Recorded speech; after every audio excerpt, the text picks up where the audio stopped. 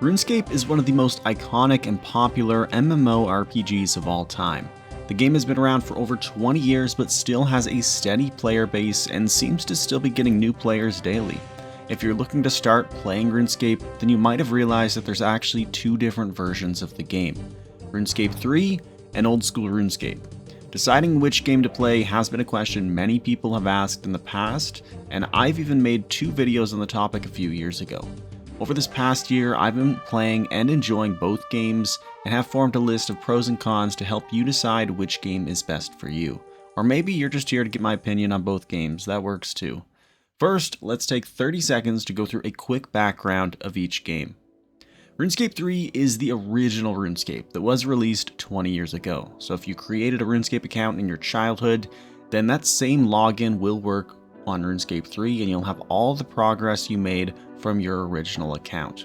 RS3 is much different than when you might have left it. With 20 years of constant updates and changes, there's a lot of new content, and this includes one of the most controversial updates the game has ever had, the evolution of combat, which completely revamped the combat system and added abilities, which is still in RuneScape 3 to this day. Old School RuneScape was released in 2013 and was started as a backup of the RuneScape source code as it was on August 10th, 2007. So the game would be very similar to maybe how you would have played it in your childhood. This is widely considered the golden era of RuneScape by many. Although the game is based on 2007 RuneScape, it too has had many updates since its release in 2013. But it has maintained its old school charm with its simple graphics style and the old school style combat. Now this leads us into the first topic, graphics and UI. First, let's start by looking at RuneScape 3's graphics. It's a graphic system which has been updated multiple times throughout the years to look fairly modern for an MMO. Since RS3 is 25 years old, there are a few areas that were neglected and didn't receive any graphical reworks, but for the most part, the graphics in the game are fairly good, and the devs have been consistently updating some of the outdated areas. Player models could use a bit of touching up, and there are a few graphical bugs, but some of the outfits and animation effects are pretty cool. You can even have a cosmetic override in RS3 which allows you to cosmetically wear any gear you want at all times. So if I want to be a shirtless guy while fighting bosses, despite actually wearing a chest plate, I can do that. Now Old School's base graphics, well, they're pretty old school and they just have a bit of a different style. If you're playing the game on the regular game client, like through Steam or just using the official client on the Jagex launcher, then you are limited in the graphical settings that are available. But most players, including myself, play on RuneLite, which is a different client. You can launch it through the Jagex launcher, and it has a few HD plugins like 117 HD or the GPU plugin. This completely improves the graphic quality and I think makes the game really nice and fairly comparable to RS3 in terms of the graphics. It is just a bit of a different art style. Now looking at the user interface, the UI in RS3 has some pros and cons to it. First of all, it is fully customizable, which can be great, but it can also cause a bit of a confusion because whenever I create a new account, I always spend the first 15 minutes or so adjusting my UI to the way I prefer. You can now share UIs with other players, so now I might just have to copy and paste it over to a new account rather than rearranging everything myself. But you can see that there is a lot going on here, especially when you're in the end game fighting bosses and you have multiple ability bars, all keybound to different keys. It can get a bit complicated, and so if you're watching a content creator or a guide, everyone has their own different user interface that they use, and it just makes it a little bit confusing at times. Now, you definitely don't need to have a UI extremely complicated when you start the game, but eventually you will want to add on some more ability bars and just more interfaces to keep everything in track, especially when you are doing some endgame PVM.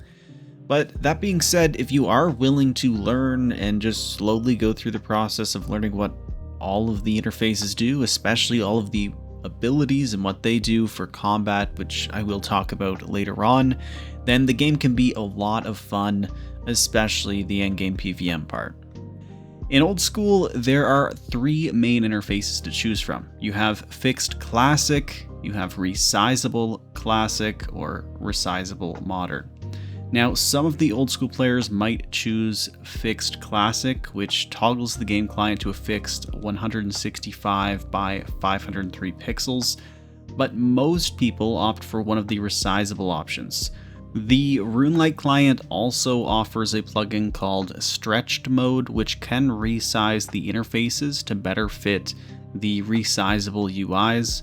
Aside from this, there isn't really much customization to be done. There are some other plugins that you can get through RuneLite, which can provide some useful icons on screen, like your stat boosts or TOA tracker, just random things like that. So overall, the interface is much more simple than RuneScape 3, which is a bit of an advantage for new players, just in the fact that it doesn't make it as overwhelming. Now, if you're really into high quality graphics in any game, you might need a better PC than the potato you might be playing on. And you're in luck, because I partnered with Apex Gaming PCs. They offer high quality PCs that will help you run RuneScape on great graphics settings. Take their Apex Bronze PC for example. This PC has an AMD Ryzen 5 4500 6-core CPU, along with 16GB of RAM and a Radeon RX 6500 XT as a graphics card. Apex Gaming PCs has a wide collection of PCs you're able to buy, and one of the best features is the ability to pay monthly installments for your PC. You can even use my discount code SILENCED at checkout for 5% off your purchase. Click the link in the description below to check out Apex Gaming PCs, and thank you again for sponsoring the video.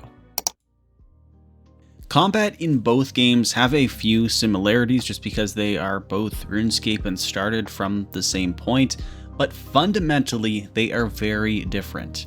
RuneScape 3 is built around an ability combat system. Now, when this ability combat system was first released, it wasn't liked very much. Most of the player base honestly hated it and quit the game, but since then the JMods have had over a decade to improve on it, and it actually is really well done now, and a lot of the boss fights really take advantage of this system and makes it a really fun encounter. And they even released a massive combat balancing change in early of 2024 that maybe perfected these systems and made all 3 or all 4 combat styles now as balanced as they ever have been.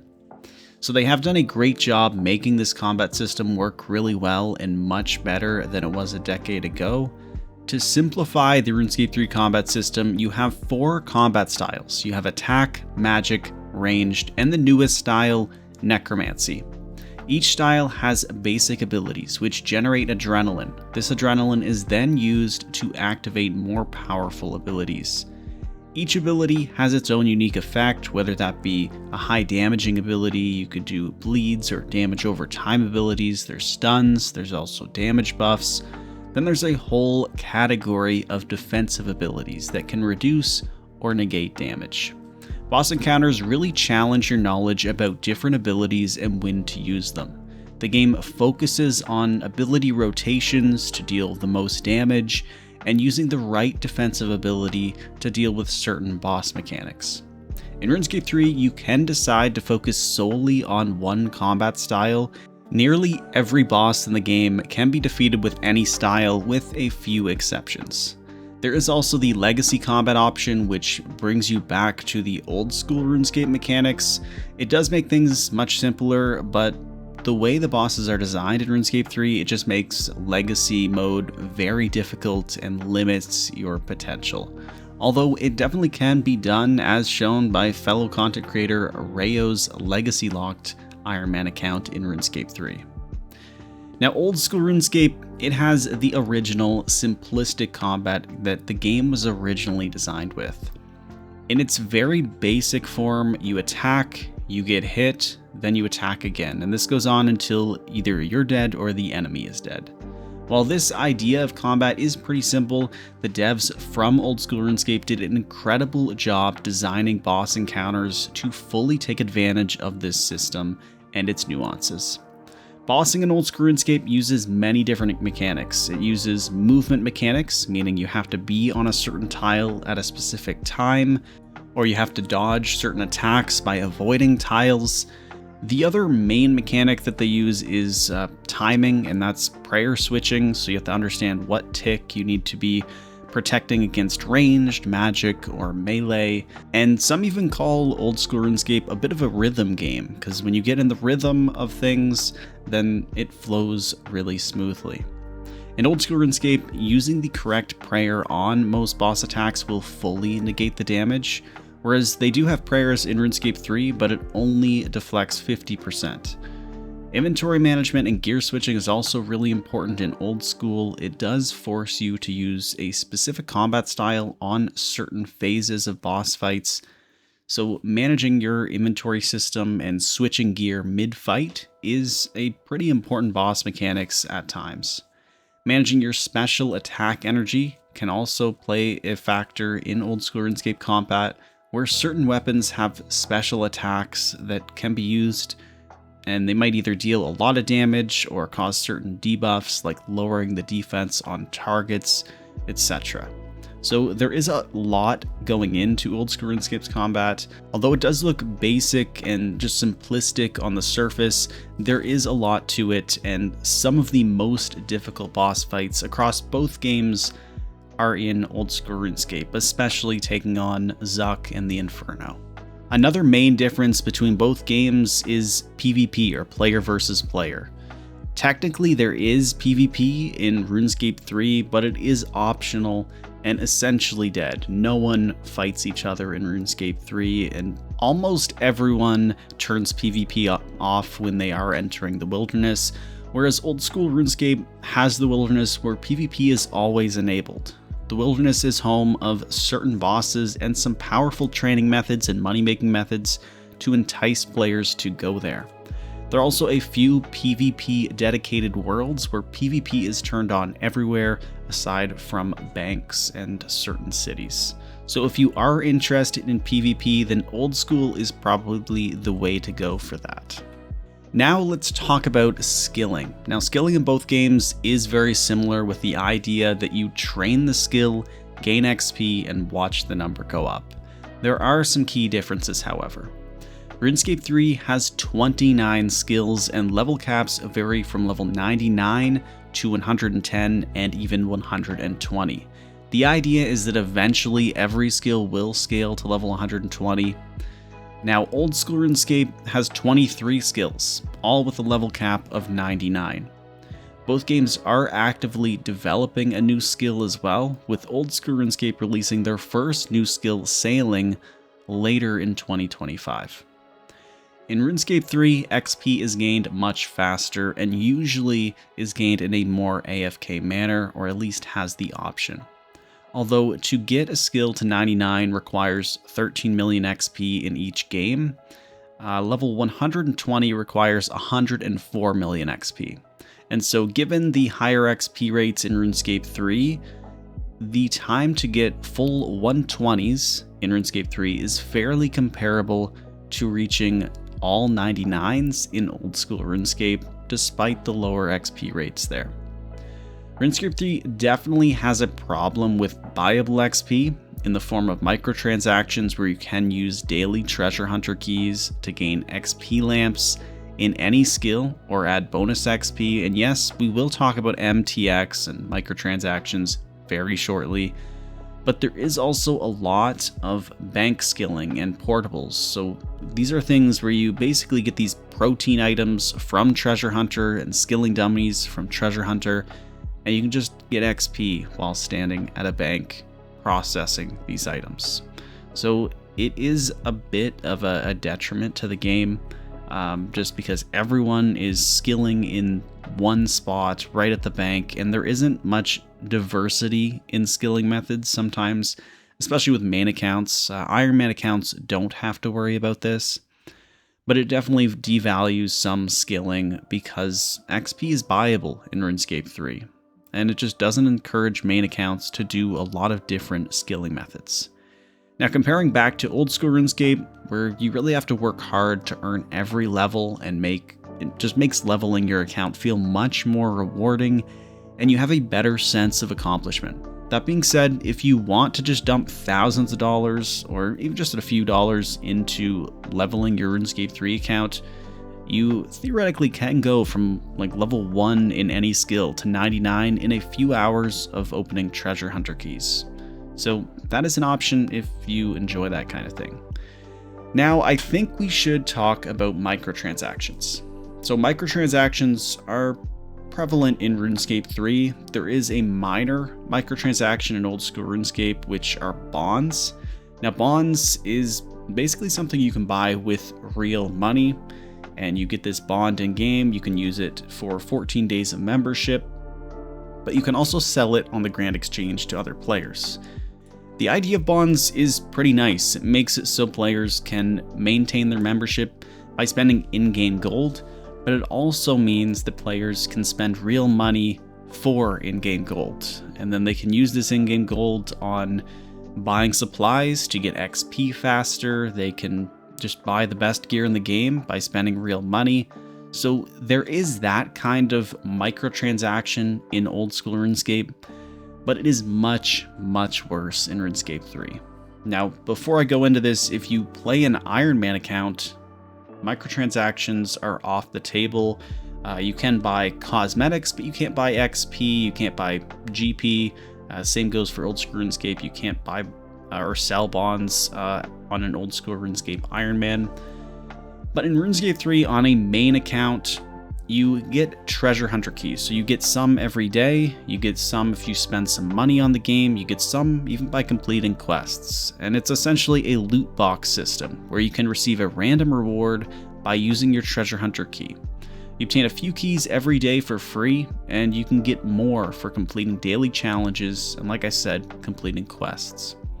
The rewards you get from Treasure Hunter, they can vary from cosmetics to raw GP to straight up XP lamps for any skill of your choice. So in RuneScape 3, you can essentially buy XP and levels, which devalues the accomplishment of obtaining a 99 or level 120 in any skill. You can also buy cosmetics in RuneScape 3, which fully customize your character using cosmetic overrides. I honestly really like this. I think it's a great addition, and it's a good form of microtransactions. But like I said, there are definitely the downside where you can basically just buy XP in RuneScape 3. Now, if we look at both games and their popularity, old school RuneScape is the more popular game. It has player counts averaging around 100,000 players and peaking at 140 or sometimes 150,000 during popular seasons where they introduce old school RuneScape leagues, which is just a limited time game mode with faster XP rates and powerful relics. RuneScape 3 usually averages around 20 to 25,000 players, and it might peak to 40,000 when there's a major update, but it always has the smaller player base, and part of this is because of the controversial evolution of combat, the ability system, which actually works pretty well now, but the other main part is that microtransactions are really hurting RuneScape 3 and the player base. Now, despite that, RuneScape as a whole has been hitting all-time highs. Old school RuneScape player counts have been hitting all-time highs and increasing. And so the future of both games, while I think they do both look bright, there are some exciting things with RuneScape 3. Old school RuneScape is looking really good right now, hitting all-time high player counts, and it seems to continue to be increasing. There's also some really exciting updates coming for both games. Old school RuneScape has their brand new quest Sailing coming out soon. They also have some new bosses, endgame duo boss. They have Varlamore Part 3 that coming this summer, which will unlock a new area in the Varlamore region. They're constantly coming out with new quests and just improving the game, and it's a pretty exciting time to play it. Now, RuneScape 3, on the other hand, it does also have some exciting things. It has the first RuneScape 3 leagues coming in the fall of 2025. That should be a lot of fun to see how that plays out. And then it also has some other things like Havenhide, a brand new region coming to the game with plenty of new skilling methods and quests and bosses and just a lot of content there. And RuneScape 3 also has a brand new skill in the works. So both games do look pretty good.